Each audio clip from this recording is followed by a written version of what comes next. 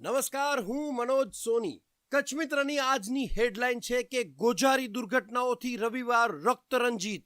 કેદારનાથમાં helicopter તૂટતા 7 મોત. રવિવારની વહેલી સવારે ગૌરીકુંડ પાસે બનાવ. ખરાબ મોસમથી દુર્ઘટના સર્જાઈ. મૃતકોમાં 2 વર્ષનું બાળક.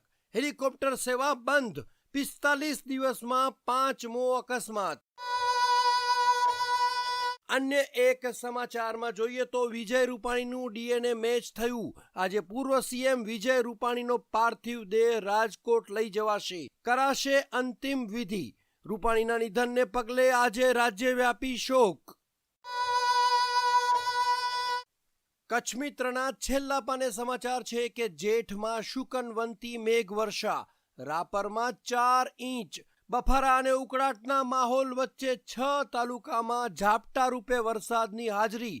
મંગળથી ગુરુ કેટલાક સ્થળે ભારે વરસાદનો વર્તારો.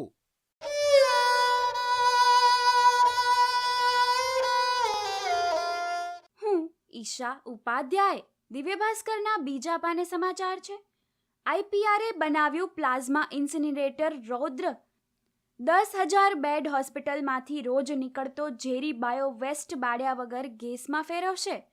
5 ટનની ક્ષમતા. ગાંધીનગરની પ્લાઝમા રિસર્ચ ઇન્સ્ટિટ્યૂટનો પર્યાવરણ મિત્ર અને સંપૂર્ણ સ્વદેશી પ્લાન્ટ. પ્રદૂષણ ફેલાવ્યા વગર જ બાયોમેડિકલ કચરાનો નાશ કરશે. રેલવે એન્જિનથી લાંબો અને બમણો ઊંચો પ્લાન્ટ. વર્ષના અંત સુધીમાં બનારસમાં સ્થાપિત કરાશે. દિવ્ય ભાસ્કરના ભુજ ફ્રન્ટ પેજ પર મંડે પોઝિટિવ. પ્રવાસનમાં પરિવર્તન. કુદરતી પર્યટન સ્થળોએ પાયાની સુવિધા ઉપલબ્ધ કરાવાશે. કચ્છમાં 3 સહિત ગુજરાતમાં નવા 29 કેરેવાન પાર્ક બનશે. હરતી ફરતી વાનમાં સહેલાણીઓ આવશે.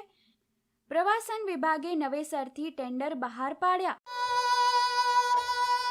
ભુજ ફ્રન્ટ પેજ પર વધુ એક સમાચારમાં નીટમાં ભુજની શાળાના છાત્રોની જ્વલંત સિદ્ધિ. માધાપર સ્થિત ભુજની દૂન પબ્લિક સ્કૂલના વિદ્યાર્થી હેત જોબનપુત્રાએ નીટ યુજી 2025ની પરીક્ષામાં 720માંથી 623નો ઉત્કૃષ્ટ સ્કોર હાંસલ કર્યો છે અને 389નો પ્રભાવશાળી ઓલ ઇન્ડિયા રેન્ક મેળવ્યો છે. દિવ્ય ભાસ્કરમાં ભાસ્કર એક્સક્લુઝિવ. દેશની સૌથી લાંબી સ્લરી પાઇપલાઇન 2 વર્ષમાં તૈયાર થશે. છત્તીસગઢથી આંધ્રપ્રદેશ સુધી અડધા ખર્ચે લોખંડ પહોંચશે. સમય બચશે અને પ્રદૂષણ ઘટશે. 2200 કરોડના ખર્ચે 450 કિલોમીટર લાંબી પાઇપલાઇન વાર્ષિક 1.5 કરોડ ટન આયર્ન ઓરનું પરિવહન કરશે.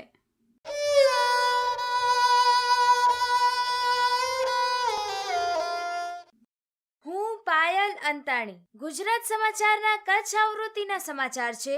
માંડવી સર્વાંગી વિકાસ પરિષદની મુખ્યમંત્રીને રૂબરૂમાં રજૂઆત. માંડવીને રેલવેની સુવિધા આપવાથી રેલ મંત્રાલયને વર્ષે 2400 કરોડ આવક થાય. માંડવીથી દેશમાં 20 લાખ ટન ખનીજની નિકાસ હોવાથી રેલવેની સુવિધા આપવા રજૂઆત. ખનીજ ઉત્પાદકો અને ખરીદનારોને ફાયદો થશે. ગુજરાત સમાચારના અંદરના પાને વધુ એક સમાચાર છે. 3 કરોડના ખર્ચે ચાલતી કામગીરી નબળી સાબિત થઈ. રાપરમાં આંઢુવાળા તળાવની બ્યુટિફિકેશન પાણીમાં. પ્રથમ વરસાદે જ ધોવાણ થયું. તળાવની પાળ ઉપર સિમેન્ટ, માટીકામ અને પથ્થરો અલગ થઈ ગયા. કામ સ્થગિત કરી ઊંડાણભરી તપાસ કરવા માગણી કરાઈ.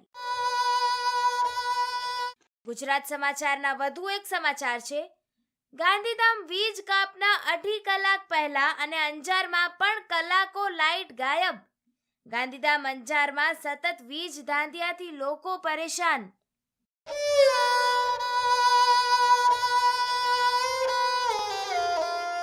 હું જયેશ રાવલ. સંદેશમાં છેલ્લા પાના પર સમાચાર છે. ધોરડો સ્થિત સફેદ રણમાં આ વર્ષે ભાઈબીજથી રણોત્સવનો પ્રારંભ.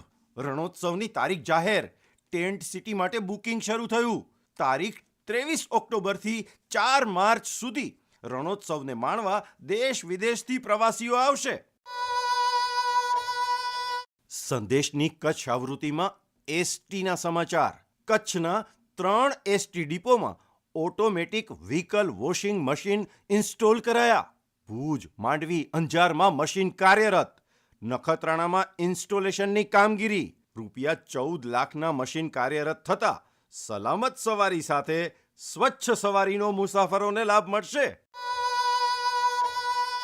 સંદેશમાં ગાંધીધામના સમાચાર છે. ગાંધીધામની શિક્ષિકાએ સૌથી ઊંચું શિખર એવરેસ્ટ બેઝ કેમ્પ સર કર્યું. ધીરજ, નિયમિતતા અને અવિરત પ્રયાસોથી બધું શક્ય બની શકે. 18,000 ફૂટનું શિખર સર કરવા ભૌતિક તાકાત, માનસિક મજબૂતી સાથે કઠિન તૈયારી કરી હતી.